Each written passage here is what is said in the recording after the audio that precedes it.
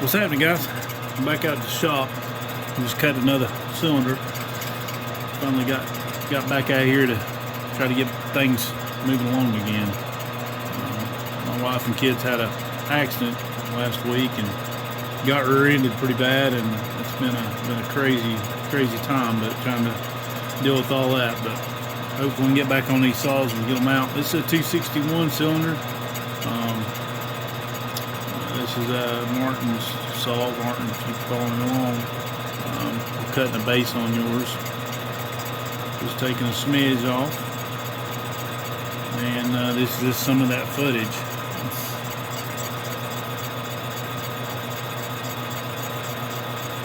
You can see that.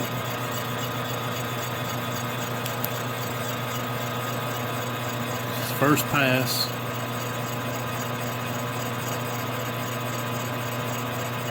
Take real light cuts, put it on these mandrels like this, and you hold tension on it with your tailstock piece.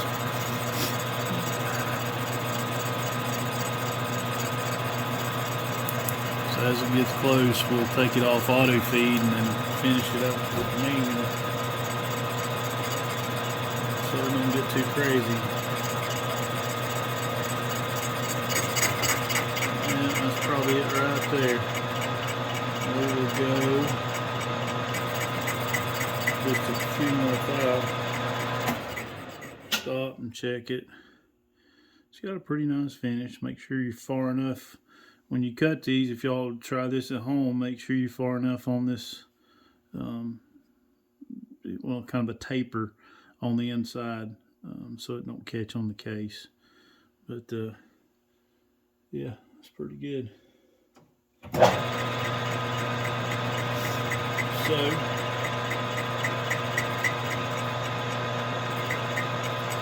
we'll back that back out. We'll clear it. Right there. Go just a little bit more.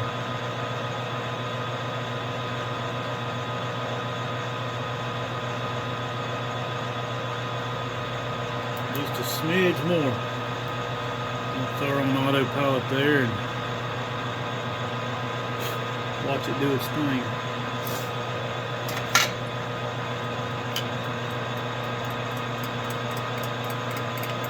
Just take tiny cuts. It's better to make multiple cuts small than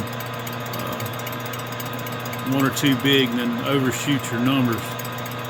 You can't really put it back. It's easier to take more than it is to put it back.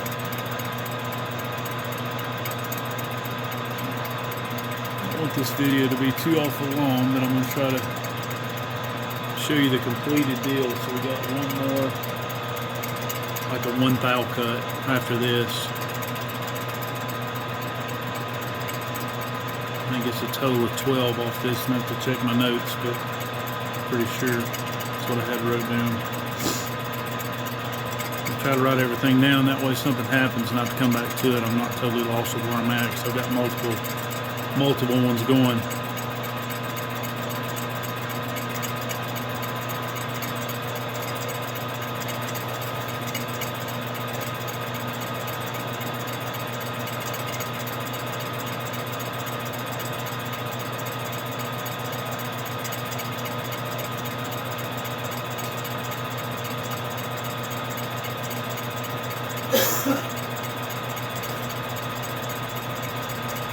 Well, that's cut, and I'll show you something real quick. You can see this. This is from a 193T top handle, separate saw, but this saw ran, and it actually didn't ran too awful bad. Tore it down to build it, and chunks fell out the bottom. So yeah, so that stuff like that, when you expect a saw not to have anything wrong with it, it's what holds other builds up, and it's just part of the process. But anyway, so I'd show you that, because that was, you see it. It's pretty gnarly there. I mean, the whole cage is gone. It's just the ball bearings running around. The other side's not too bad, but I'm gonna replace both. At least the cage is not going out of it, but thought you'd like to see that. It's pretty crazy. I've never seen one run that well or at all with bearings that shot. I guess the seal was still good. I mean, it didn't run great by any means, but it wasn't terrible considering. All right, so we're getting close here to our edge. Take it off autopilot, and we'll run it on in.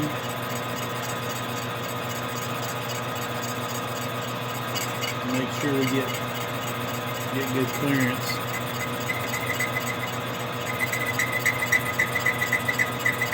Cut that edge a little bit. We'll back her on off.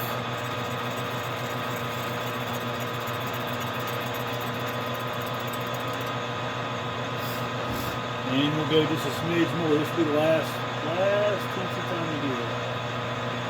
And this is ever so slight.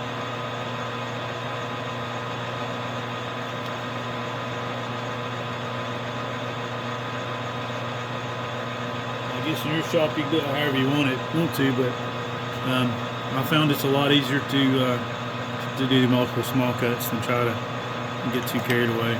It's just safer. If that cutter was to bind, it could chip a corner, chip the ear off.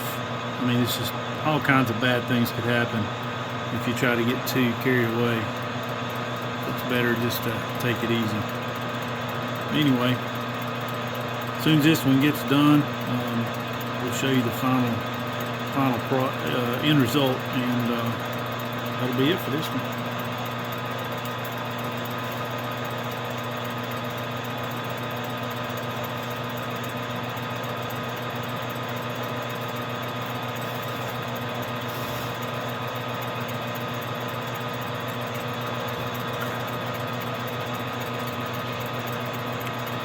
It's just taking a teeny tiny bit. I don't know if you can see those teeny tiny chips coming off there. It's very, very small, very fine cut. Leaves a real nice finish.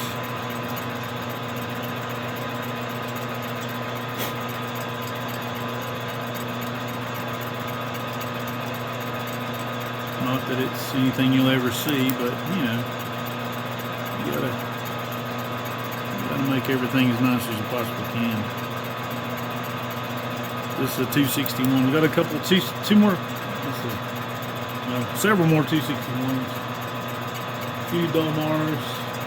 We'll be working on. We're gonna be finishing up the 193 if I can ever get the bearings. A couple of 2511s, some carb issues, and then a 2511 build. 441s, a couple of 395s. We got a whole slew of stuff coming up. I'm extremely behind, as I think most builders are this time of year. I wish that in the off season some of these builds would come in that need a lot of attention, especially the ones that need bearings and seals and things like that. It's just a lot easier to get parts when it's not so busy. Because you run out of space when you take so many apart. Next thing you know, there's a chance of something getting lost, or it's just all kinds of issues that arise when you got multiple things going on. It's just something I don't like to do, is take down more than one or two at a time. Just too big of a chance of something getting lost. Or so getting close here to the end. Anyway, you get too big of a chance to lose something or misplace something or something getting forgot. I mean, I guess you could if you had to do multiple tear downs, but there again, it's just, I'd rather take my time and it be right. I know my customers would understand, or they understand that I'm slow. I'll be honest. I take a lot of time with a saw, more than I would, more time than a lot of other stuff, but I gotta fix this thing. I've had some issues with my lathe. I had to order a new DRO, and anyway, so if you can see it, lighting in here is terrible. That's the finished project. Base is cut, lowers. So yeah, it'll short breathe pretty good. Here's a intake. If you can see that, sorry, the lighting in here is terrible. It's not completely finished yet. I need to finish polishing it back out, but I'll make sure I got my numbers before I do polish in case I need to take a little bit more. But I do quite a bit of these, and the 261's probably more the popular ones. So I about got these figured out, I think. Hopefully. Anyway, that's all for this one. I don't want to get too long and more boring than it already is. Thanks for stopping in. I appreciate y'all immensely. I never figured there'd be this many people, that liked watching stuff that I put out. But anyway, I appreciate you, and thank you. Bye.